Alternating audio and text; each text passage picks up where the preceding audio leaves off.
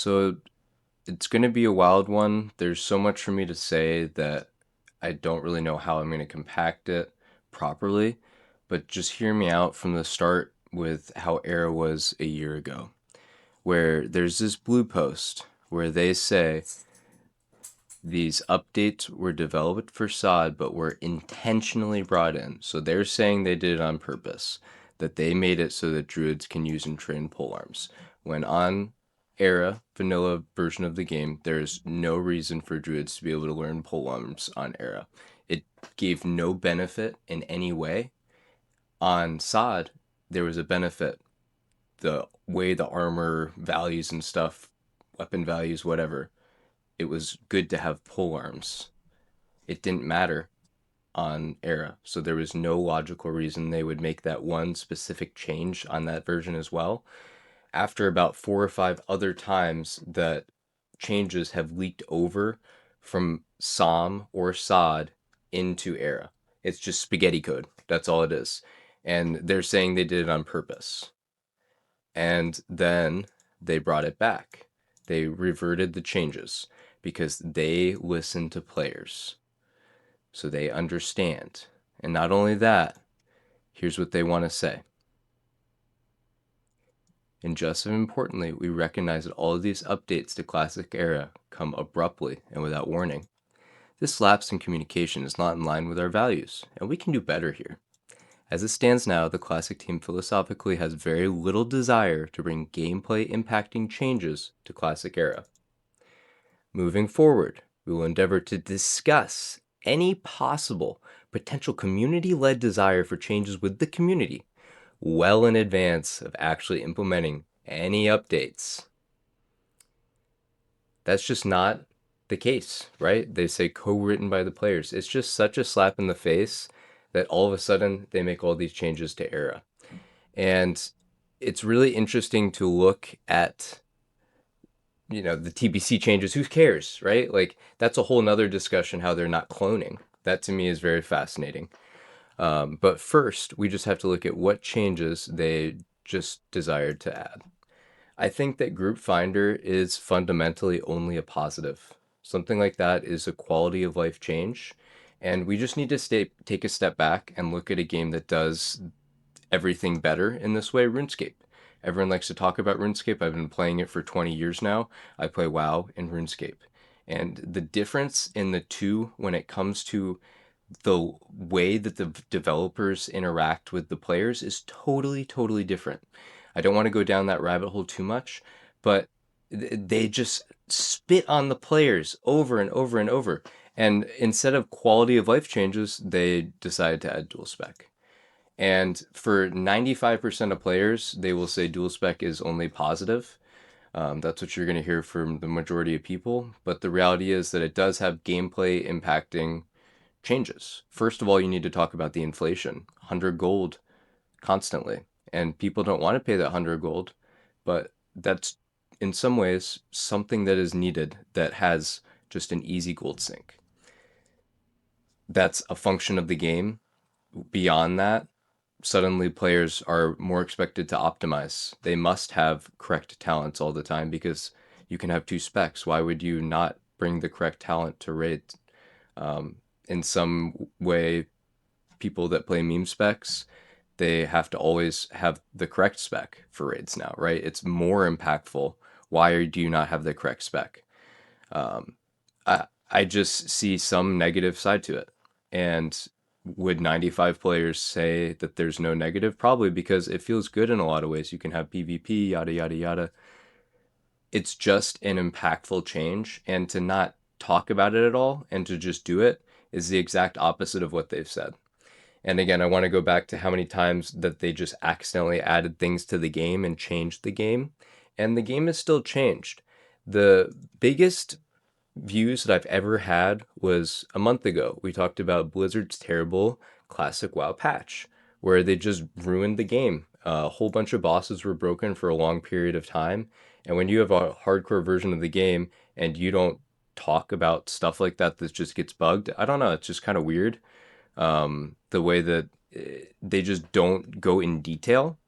The level of detail that RuneScape would just like talk about it and like give you some feedback, just totally different in terms of the developer take on how they handle the game. And it's just worse. To mention to that, when you don't talk about what got possibly changed and why, things continue to leak over. So there's bosses that are still broken in Nax from a month ago. The biggest thing is Razuvious. Beyond this, it always starts to get kind of questionable, but let's just talk about what changed on Razuvious. The Priest Discord is talking about that in Good. detail here, but this guy just died when the understudy has the most threat, right? Normally on Razuvious, the ads here, if the taunt isn't active, they are able to tank, but that's not the case. It hasn't been the case for 3 weeks now. This change is still broken. Um, Again, the Priest Discord is aware of this, and why is no one from Blizzard seemingly aware of that? It's a huge change. Hardcore is having to do a very specific strategy to deal with this now, and I guess Hardcore always has specific strategies, but again, it's just weird to me um, that like normal guides would have to change just because Blizzard breaks the game and doesn't say that they fix it. That's the only reason why. Just kind of weird. So yeah, beyond that, it's just again interesting to see how there's no cloning. So they decided not to have it where you're able to bring your character into Era as well as TBC and pay for that. Like, why wouldn't like? Did they just get bullied so much that they tried to charge too more much for it? Like, I think that some players definitely would have done it, and it brings up the question, one of the longest periods of downtime that Blizzard has ever had is when they were doing that cloning over transfer. It broke the game for a long period of time. And, people are obviously upset. They took off work, yada, yada, yada. So it brings up the question, too, with the timing of TBC, how they're doing it into like the middle of January, January 13th. That's when pre-patch will be released. So normally people degen over the holidays, and that degen is just really late here. I feel like the timing is just off. Just a lot of questionable stuff. Again, interesting how they're making it so, I don't know the words they say it as far as the shaman change, but there's a significant shaman change and kind of makes shamans less valuable in TBC compared to how valuable they were for every group. But again, to me, the big thing is the no cloning. Other than that, not too much more to say. I'll try and keep it brief and just say it's weird, right? There's just some weird stuff going on. And last thing to mention is the Dragonslayer buff.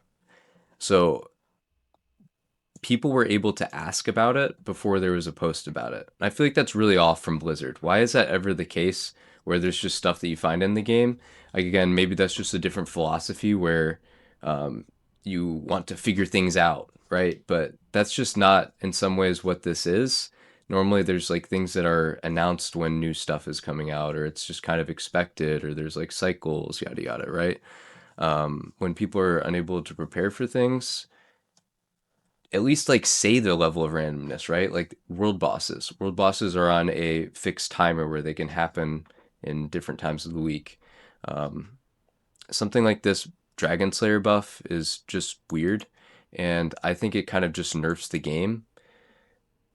If you're able to have always 10% more damage or whatever it ends up being, 10% crit, the AP and stuff, you're just able to kill things easier without buffs. They just made the game more easy mode. And that's kind of like in ICC and Wrath, where every week you would do 5% more damage. It just made the noobs get more gear at the end. And for me, that's just kind of lame. I don't really get why they're just submitting to the noobs. And guess that's kind of the reality. Anyways, curious your take. Overall, big L. And I just hope that they continue to fix things that are just common sense fixes for long periods of time. At the same time, I hope they don't fix anything at all, right? at least communicate it. The whole problem is this cycle of things dripping unexpectedly and them kind of like gaslighting. It's just bad. It's just really, really bad. Anyways, I'll rant forever. Um, I don't know. I just don't know.